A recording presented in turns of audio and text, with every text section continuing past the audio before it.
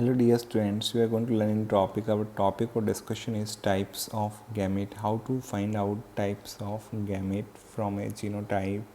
Hello प्यारे बच्चों, इस वीडियो में डिस्कस करने वाले हैं बहुत ही इंपॉर्टेंट टॉपिक ऑफ डिस्कशन है टाइप्स ऑफ गैमेट। कैसे पता करते हैं टाइप्स ऑफ गैमेट किसी भी जीनोटाइप से, यही हम पढ़ने वाले हैं, समझने वाले हैं। वीडियो बहुत इंपॉर्टेंट होने वाला है। अगर आपको ये चीज़ आ गई तो आप जेनेटिक्स के क्रॉस के क्वेश्चंस आप बहुत आसानी से कर लेंगे बिना किसी गलती के। अगर आपको ये चीज़ नहीं आती है तो आपको एग्ज़ाम में नीट में बहुत प्रॉब्लम होगी। तो आप इस चीज़ को ज़रूर समझिए। बेसिक कॉन्सेप्ट है, बहुत आसान है। वीडियो को एंड तक देखना, आपको सब समझ में आ जाएगा। My name is Deepak Latra. I'm going to explain all this in a video. Now let's start the video. Types of gamete. पहले तो आप फॉर्मूला याद कर लो टाइप्स ऑफ गैमेट के लिए। क्या फॉर्मूला होता है बेटा? 2⁻n, जिसमें बेस क्या है 2 और पावर क्या है n। n क्या है यहाँ पे? नंबर ऑफ हेट्रोजाइगस या हाइब्रिड। तो यहाँ पे किसी भी जीनोटाइप में n नंबर निकालना पहले हम सीखेंगे और फिर हम फॉर्मूला लगाएंगे टाइप्स ऑफ गैमेट निकालने के लिए। तो यहाँ पे हमें क्या करना है? हेट्रोजाइगस निकालना सीखना है पहले। तो हेट्रोजाइगस कितने हैं किसी भी जीनोटाइप में, ये पहले हम देखेंगे, इसको हम समझते हैं। देखो मैंने ये लिखा, ये ए जीन है। ए की कैसी जीन है? होमोजाइगस। अगर आपको ये नहीं पता होमोजाइगस क्या होता है, हेट्रोजाइगस क्या होता है, तो मैंने अलग से वीडियो बनाए हुए हैं होमोजाइगस हेट्रोजाइगस के। पहले आप उस चीज़ को समझ लीजिए, फिर आप इस चीज़ को आसानी से समझ पाएंगे। देखो ए जीन किस कंडीशन में? Homozygous dominant. किस कंडीशन में बेटा? Homozygous dominant. ऐसे ही बोलेंगे जैसे मैं बोल रहा हूँ, तो ही आप सीखेंगे इन सब चीज़ों को। होमोजाइगस डोमिनेंट है ए जीन। एन नंबर क्या है बेटा? ये होमोजाइगस हो गया तो हेट्रोजाइगस क्या हुआ यहाँ पे? 0। कोई भी हेट्रोजाइगस नहीं है। ए जीन है लेकिन किस कंडीशन में? होमोजाइगस। तो हेट्रोजाइगस ए के कितने हुए यहाँ पे? 0। तो एन नंबर क्या हो जाएगा बेटा इसका? 0। नंबर 2 पे देखो, होमोजाइगस रिसेसिव। होमोजाइगस आ गया तो एन नंबर क्या हो जाएगा? 0।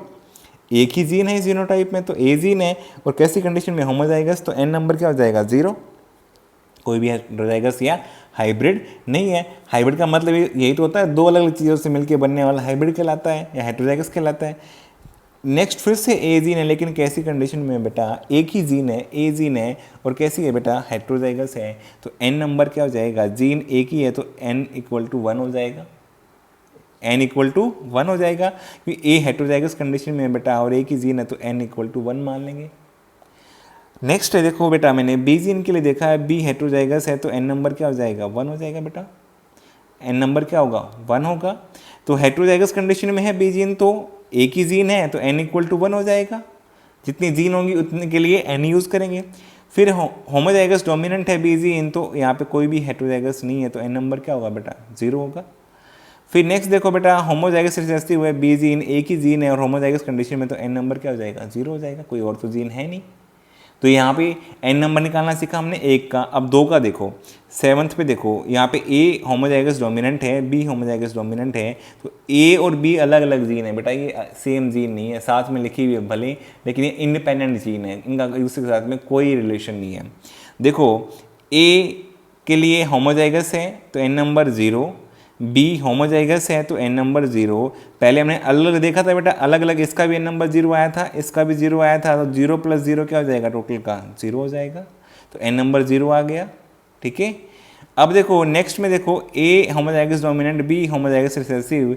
इंडिपेंडेंट हमने ए का देखा था तो होमोजाइगस डोमिनेंट एन का 0 जो यहाँ पे लिखा हुआ है, और होमोजाइगस रिसेसिव बी का एन 0, तो दोनों का 0 + 0 क्या हो जाएगा? 0 हो जाएगा बेटा। ये समझ में आ गया। नेक्स्ट देखते हैं, ए हेट्रोजाइगस है और बी होमोजाइगस डोमिनेंट है, और ए हेट्रोजाइगस होगी तो एन नंबर क्या होगा? 1 होगा। तो यहाँ पे लिख दिया बेटा ए के लिए। बी के लिए क्या है? 0, क्योंकि होमोजाइगस डोमिनेंट है तो बी के लिए 0 है, तो 1 + 0 टोटल का कितना हो गया? 1 हो गया। जीन 2 हैं लेकिन हेट्रोजाइगस या हाइब्रिड कितनी है बेटा? एक ही है, एक ही है इसमें हाइब्रिड, तो ए जीन 2 हैं, एक ए जीन एक बी जीन है, लेकिन हेट्रोजाइगस कितने हैं? 1, तो n इक्वल टू 1। इसमें देखो बेटा, ए भी हेट्रोजाइगस, बी भी हेट्रोजाइगस। ए के लिए क्या होगा? हेट्रोजाइगस तो 1, और बी के लिए हेट्रोजाइगस हुआ तो 1, 1 + 1 कितना हो जाएगा? 2। तो जीन भी 2 हैं बेटा, और हेट्रोजाइगस ए भी और हेट्रोजाइगस बी भी, 2 भी हेट्रोजाइगस हैं दोनों की दोनों, तो एन नंबर क्या हो जाएगा? 2 हो जाएगा। ठीक है।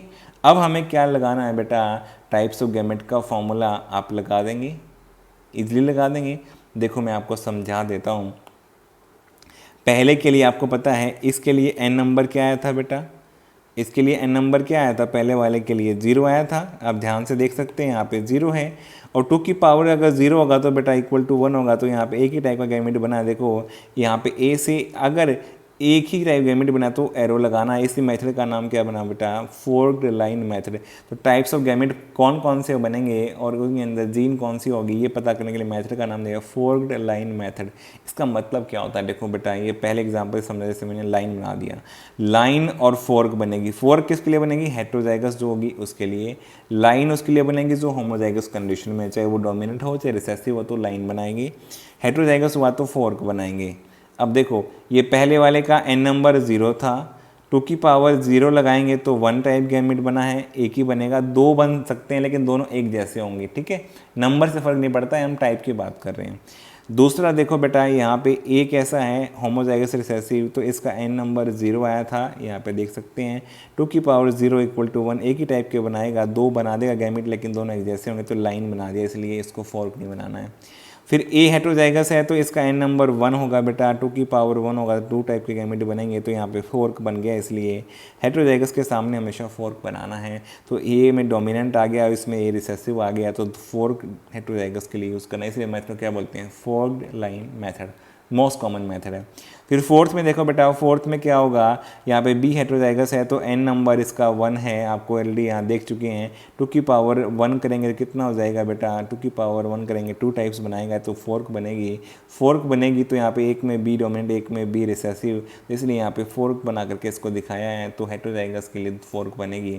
होमोजाइगस रिसेसिव है, सॉरी या डोमिनेंट है, तो देख सकते हो दोनों के लिए आप, रिसेसिव नीचे लिखा है, डोमिनेंट ऊपर लिखा है। डोमिनेंट के लिए एन नंबर क्या है, 0 है बेटा, तो 2 की पावर 0 करेंगे तो कितना हो जाएगा, 1 टाइप, तो एक ही टाइप गैमेट बनेंगे, दोनों एक जैसे डोमिनेंट वाले होंगे इसमें, तो इसलिए एरो लगाया है यहाँ पे, फोर्क नहीं बनाया, लाइन बनाया है।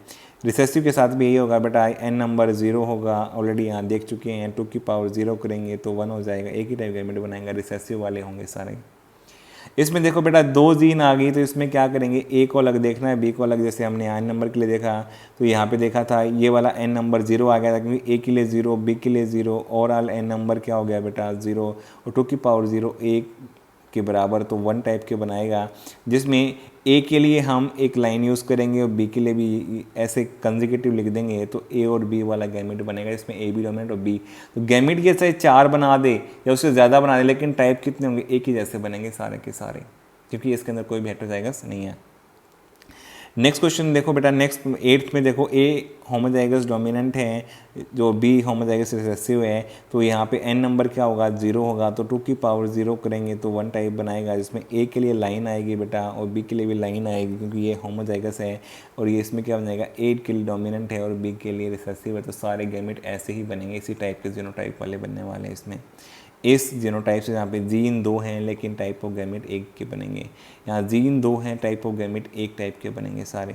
यहाँ पे देखो ए हेटेरोजाइगस है, बी होमोजाइगस डोमिनेंट है, इस केस में क्या होगा बेटा, ए के लिए फोर्क बनेगा और बी के लिए लाइन बनेगी, क्योंकि ए तो यहाँ पे हेटेरोजाइगस और बी कैसा है होमोजाइगस, तो यहाँ पे 2 टाइप के गैमेट बनेंगे।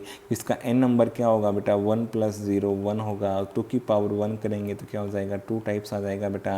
तो ये 2 टाइप गैमेट कौन से बनाए, इसमें ए और बी डोमिनेंट होगा और ए रिसेसिव बी डोमिनेंट होगा।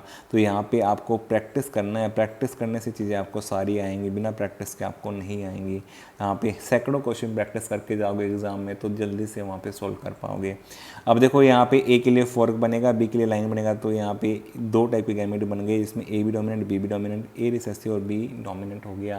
तो यहाँ 2 टाइप के गैमेट में से इसकी बनने की प्रोबेबिलिटी 1/2, इसकी बनने की प्रोबेबिलिटी 1/2, तो ऐसा भी आपसे पूछ सकता है। ये जीनोटाइप दे दे और पूछे कि बताओ ऐसा गैमेट बनने की प्रोबेबिलिटी क्या होगी, क्या होगी बेटा, इसकी भी 1/2, या फिर ऐसा गैमेट बनने की बताओ प्रोबेबिलिटी क्या होगी 1/2, या फिर ऐसा गैमेट पूछ ले जो इससे बन ही नहीं सकता, उसकी प्रोबेबिलिटी बतानी पड़े आपको। जैसे मान लो आपसे ऐसा गैमेट पूछ लिया, ए डोमिनेंट बी रिसेसिव, क्या ये बन सकता है, इससे कभी नहीं बनेगा। क्यों नहीं बनेगा, क्योंकि इसमें ए तो आ सकती है डोमिनेंट इसके अंदर, लेकिन बी रिसेसिव कंडीशन में इसमें है ही नहीं, तो आएगी नहीं, तो इससे ये कभी नहीं बनेगा, तो इसका 0% होगी इसकी प्रोबेबिलिटी। नेक्स्ट में देखते हैं बेटा, जहाँ पे दोनों हेटेरोजाइगस हैं ए बी और बी बी, इसका एन नंबर ए के लिए 1 होगा, बी के लिए 1 होगा, तो टोटल 2 होगा, तो 2 की पावर 2 करेंगे, 4 टाइप के गैमेट बनाएगा, जिसमें से ए के लिए भी फोर्क बनेगी बेटा क्योंकि ए हेटेरोजाइगस है, बी के लिए भी फोर्क बनाएंगे और 2 फोर्क बनेंगे बी के लिए, एक डोमिनेंट के ए के सामने, एक रिसेसिव ए के सामने।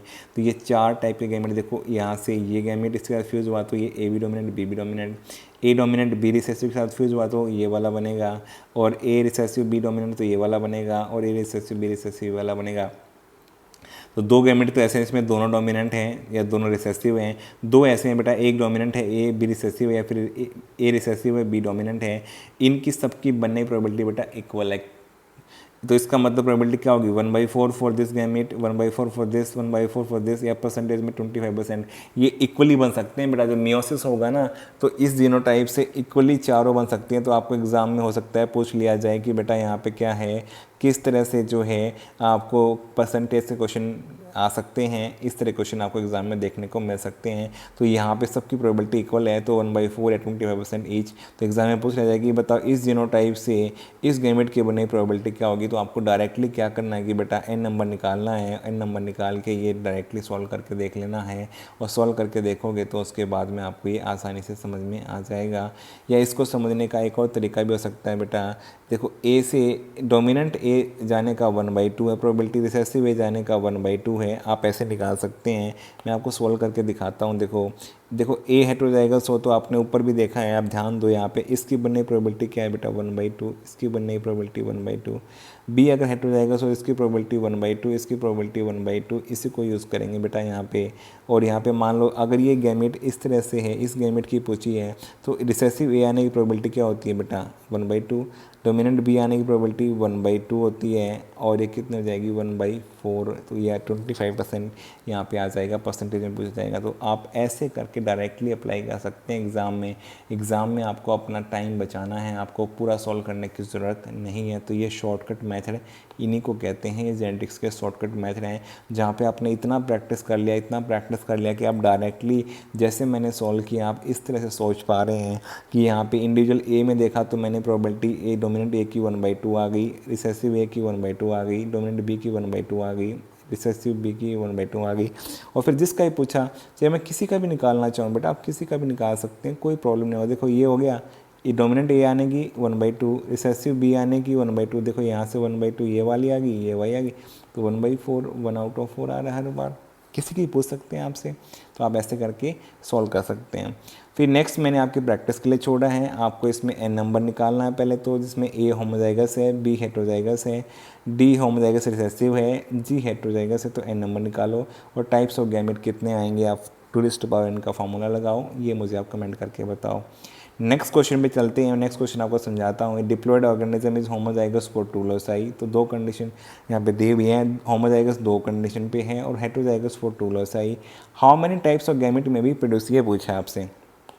देखो यहाँ पे आपको जीन का नाम तो दिया नहीं है, कुछ भी मान लो, जैसे मैंने मान लिया ए जीन ही मान ली, ए जीन कैसी है, ए जीन मान लिया मैंने, पहले क्या दिया होमोजाइगस, तो पहले ए को होमोजाइगस मान लिया।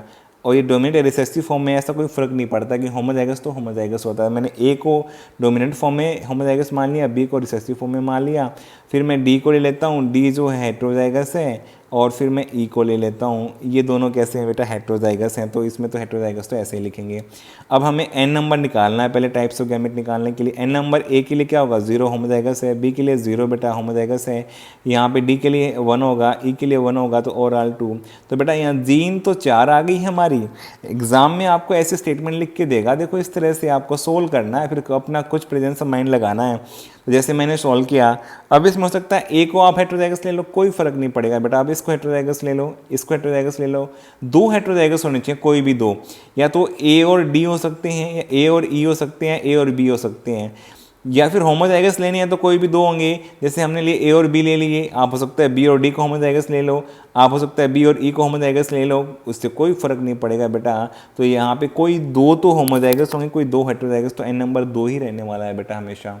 एन नंबर अगर 2 होगा तो टाइप्स ऑफ गैमेट निकालने के लिए बेटा हम क्या करेंगे, फॉर्मूला लगा देंगे। कौन सा फॉर्मूला लगाएंगे टाइप्स ऑफ गैमेट के लिए बेटा, कौन सा फॉर्मूला होगा 2n कौन सा होगा बेटा, 2n का फॉर्मूला होगा, और 2n का फॉर्मूला लगा देंगे तो 2 होगा, तो बेटा ये 4 टाइप्स के गैमेट बनाएगा।